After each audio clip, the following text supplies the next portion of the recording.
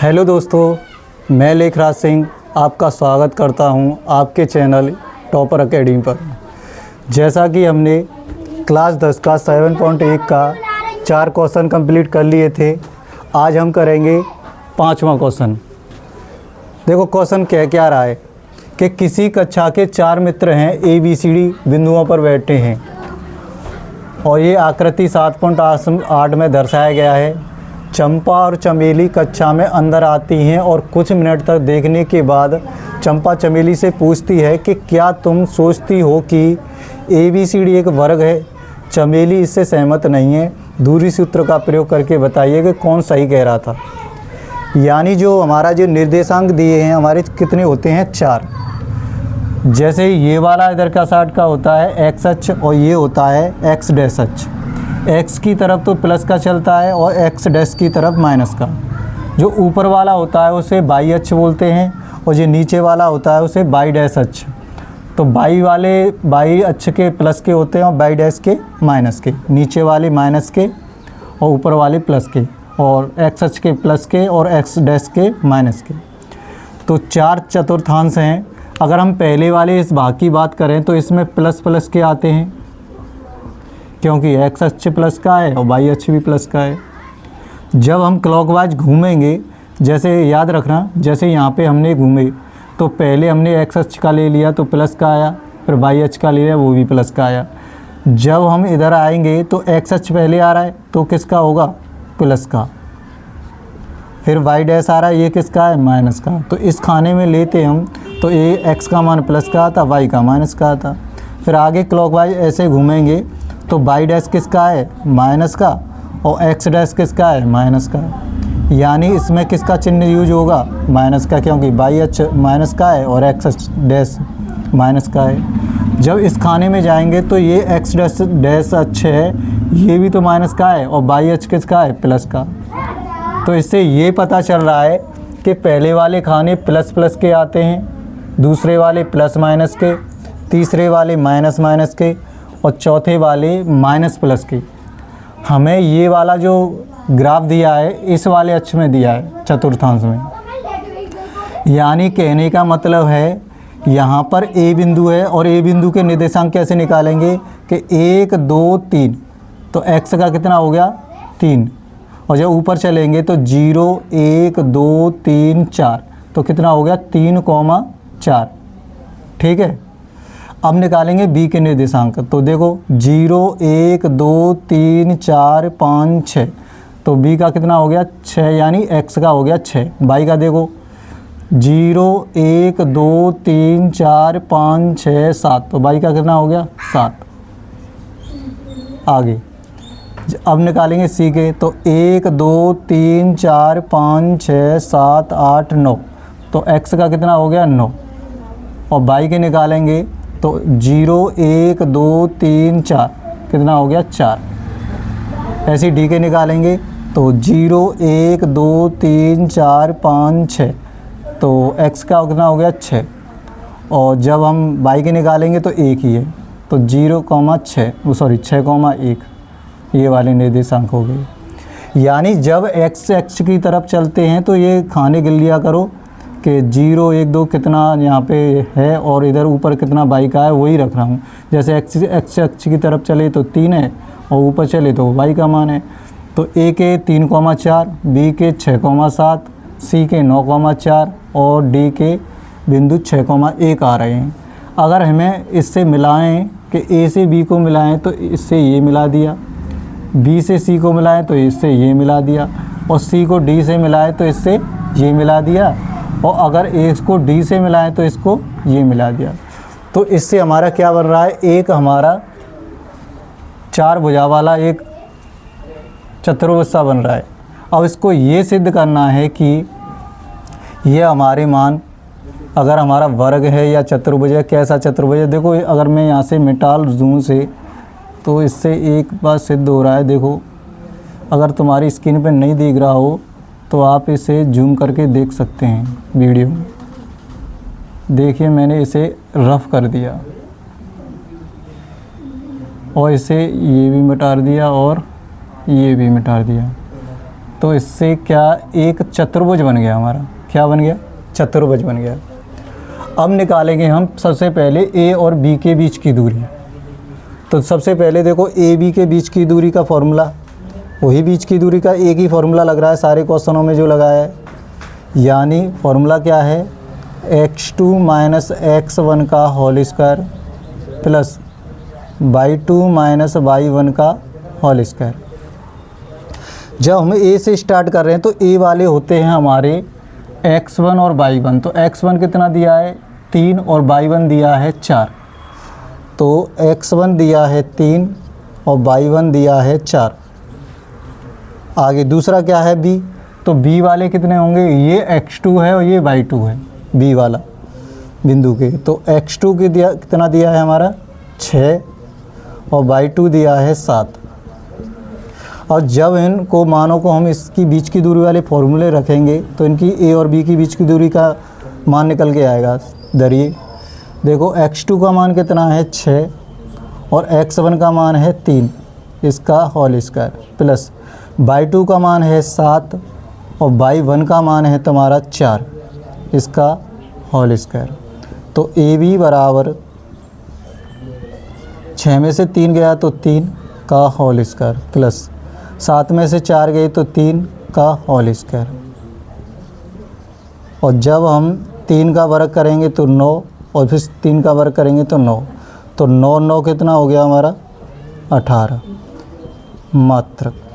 यानी A B के बीच की दूरी हमारी जो निकल के आई है, यानी ये वाली ए और बी के बीच की दूरी अंडूर में 18 मात्र निकल के आई है।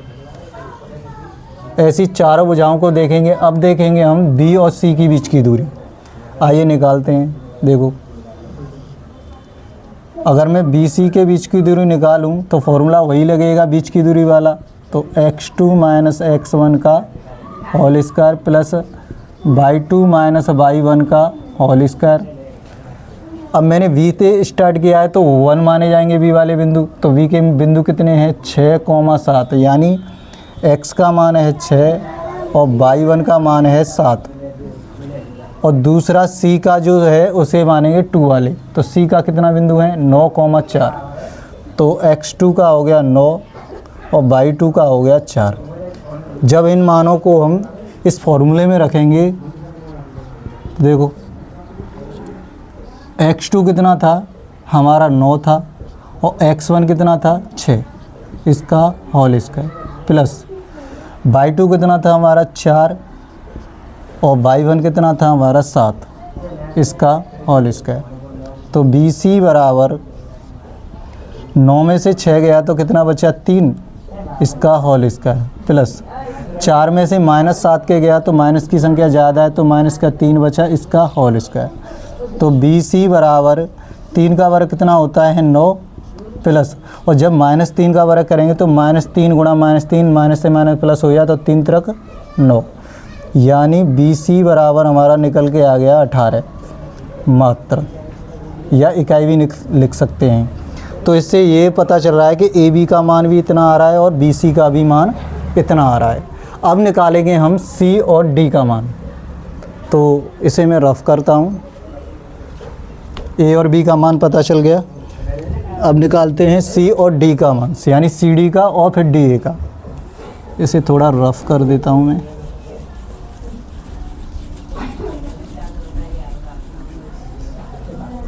तो देखो C और D का मान निकालेंगे। जब हम CD की बीच की दूरी निकालेंगे तो फॉर्मूला वही लगेगा बीच की दूरी का। तो फॉर्मूला था x2 माइनस x1 का whole square plus y2 minus y1 का होल स्क्वायर।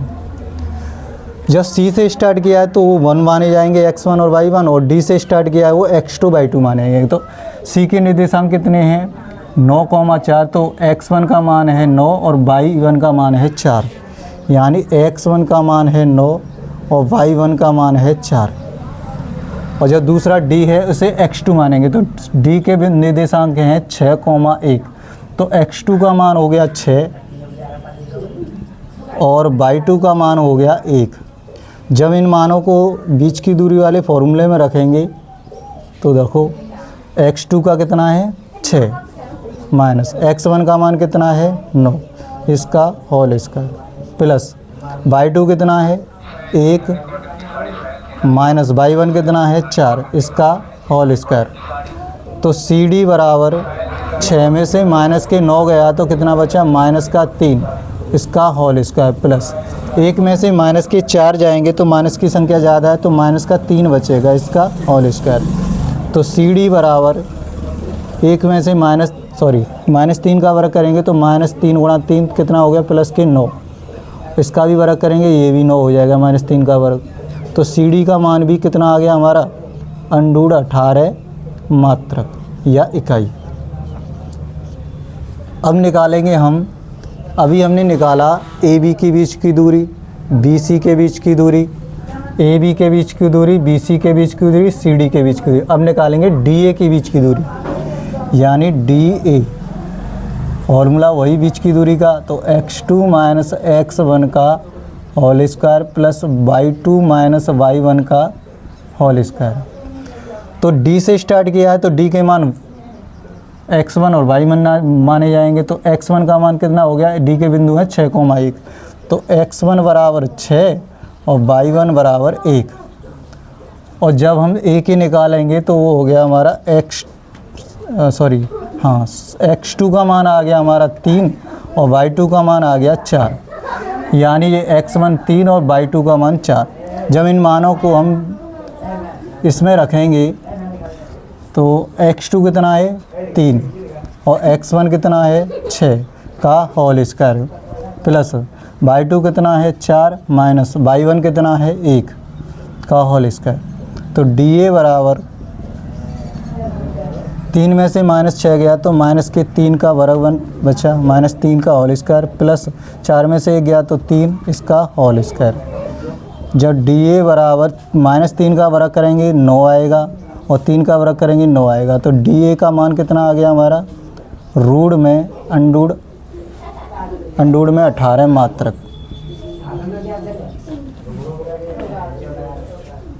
अभी हमें इससे ये पता चला है कि AB के बीच की दूरी और BC के बीच की दूरी और CD के बीच की दूरी और DA के बीच की दूरी, इनका बीच की दूरी का मान समान आ रहा है यानी √18 ही आ रहा है। अब हम देखेंगे इनके विकर्णों के बीच की दूरी। तो आगे मैं इसे रफ करता हूँ थोड़ा।